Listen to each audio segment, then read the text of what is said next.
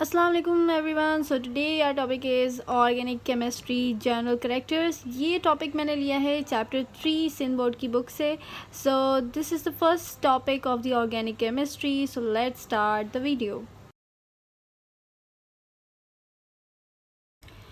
Okay students, तो जैसे कि आपको पता है ऑर्गेनिक केमिस्ट्री में हम ऑर्गेनिक कंपाउंड्स के बारे में पढ़ते हैं। तो ऑर्गेनिक कंपाउंड्स क्या होते हैं? जो कि कार्बन, हाइड्रोजन और ऑक्सीजन से मिलके बने हुए होते हैं। में मोस्टली इसके अंदर जो इंग्रेडिएंट होता है वो होता है कार्बन का।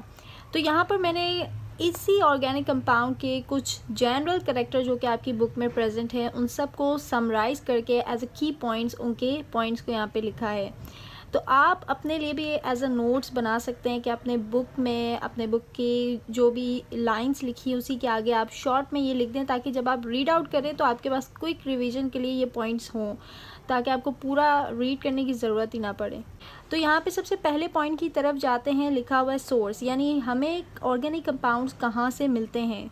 तो बेसिक सोर्स जो ऑर्गेनिक कंपाउंड का होता है, दे आर लिविंग ऑर्गेनिजम्स, यानी लिविंग ऑर्गेनिजम्स की बॉडी से हमें ऑर्गेनिक कंपाउंड्स मिलते हैं। अब यहाँ पर जो लिविंग ऑर्गेनिजम्स है, एज यू नो कि लिविंग ऑर्गेनिज्म दो ही हैं जो कि हमारे इन्वायरमेंट में है। There are animal and plants. Animal में हम भी आ जाते हैं और ऑब्वियसली एनिमल्स में एनिमल्स भी आते हैं, और plants they are also living organism. तो ये दोनों क्या है, हमारे पास सोर्सेज है। अगर यहाँ पे बेसिक ऑर्गेनिक कंपाउंड की बात की जाए तो एनिमल से हमें फैट्स मिल रहा होता है, वाइल प्लांट्स से हमें ऑयल मिल रहा होता है। तो ये बेसिक ऑर्गेनिक कंपाउंड्स हैं, और इस तरह मज़ीद और भी कंपाउंड्स होते हैं। फिर हम जाते हैं कंपोजिशन पे। तो कंपोजिशन का मतलब है कि ये जो ऑर्गेनिक कंपाउंड्स है ये बेसिकली किससे बने हुए होते हैं। मेजर जो इसका कंस्टिट्यूएंट होता है ना स्टूडेंट्स, वो होता है कार्बन। यानी ये जो ऑर्गेनिक कंपाउंड्स है ये कार्बन से बने हुए होते हैं। लेकिन इसमें बाकी चीज़ें भी होती हैं जिससे ये आपस में इंट्रैक्ट कर रहे होते हैं। They are hydrogen, oxygen and any of the halogen. Halogen में क्लोरीन, फ्लोरीन, ब्रोमीन, आयोडीन, ये सब आ जाता है।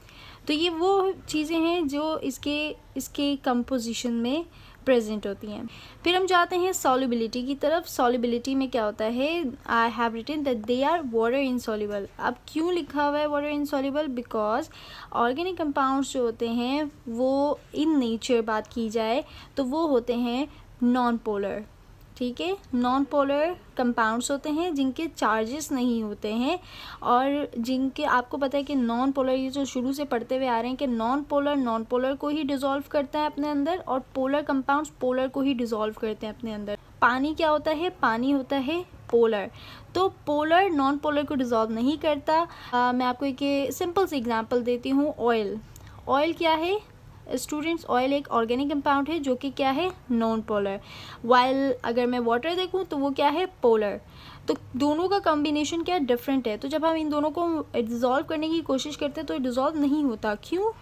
वो इसीलिए डिसॉल्व नहीं होता because the nature of both of the compounds are opposite. अब यहाँ पर हम जाते हैं मेल्टिंग पॉइंट इनका कैसा होता है। तो मेल्टिंग पॉइंट स्टूडेंट्स इनका होता है बहुत ज़्यादा लो। अब लो होने का भी रीज़न है। लो होने का रीज़न ये होता है इनकी जो बॉन्डिंग्स होती हैं आपस में, कंपाउंड्स की, ऑर्गेनिक कंपाउंड्स के अंदर की जो इंट्रैक्शंस होती हैं, फोर्सेस होती हैं, उनकी बात की जा रही है, वो इतनी लो होती हैं कि वो हल्के से हीट से वो ब्रेक हो जाती है, और मेल्टिंग और बॉइलिंग पॉइंट उनका बहुत ज़्यादा लो आता है। फिर हम जाते हैं इलेक्ट्रिकल कंडक्टेंस। क्या वो इलेक्ट्रिसिटी कंडक्ट करते हैं? No, they are non conductors of electricity. Then हम मूव करते हैं रेट ऑफ रिएक्टिविटी पे। रेट ऑफ रिएक्टिविटी का मतलब है कि क्या ये ऑर्गेनिक कंपाउंड जब एक दूसरे से रिएक्ट करते हैं तो फास्ट रिएक्शन होता है या स्लो रिएक्शन होता है। तो स्टूडेंट्स रिएक्शन जो है ना वो होता है स्लो, यानी रेट मीन्स स्पीड और रिएक्टिविटी मतलब रिएक्शन की पावर। तो speed of the reaction power is very slow. Then यहाँ पर जाते कंबशन। कंबशन का मतलब है क्या हम इनऑर्गेनिक कंपाउंड्स को, यानी जो हमारे पास ऑर्गेनिक कंपाउंड्स होते हैं उन्हें हम बर्न कर सकते हैं। सो यस, हम इन्हें बर्न कर सकते हैं।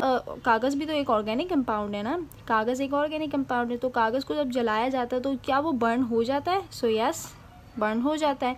किसी पौधे को जलाया जाता है तो क्या वो बर्न हो जाता है? यस, बिल्कुल बर्न हो जाता है। So the combustion means they burn. So yes, they burn. Then 8 point में हमारे पास स्टेबिलिटी आती है। स्टेबिलिटी का मतलब है क्या ये स्टेबल रहते हैं अगर इनको हाई टेम्परेचर पे रखा जाए? तो नो। अगर इनको थोड़ा सा भी हाई टेम्परेचर दिया जाएगा तो ये टूट जाएंगे, बिखर जाएंगे और आपस की जो बॉन्डिंग है वो टूट जाएगी। तो हमने यहाँ पर एक पॉइंट लिख दिया कि they are less stable at high temperature. Okay students, so the next video will be the same, कि उसी को हम कंटिन्यू करते हुए चलेंगे चैप्टर नंबर 3 को। So I hope you like the video. If you have any question you can ask me in the comment box. So take care and अल्लाह हाफिज़।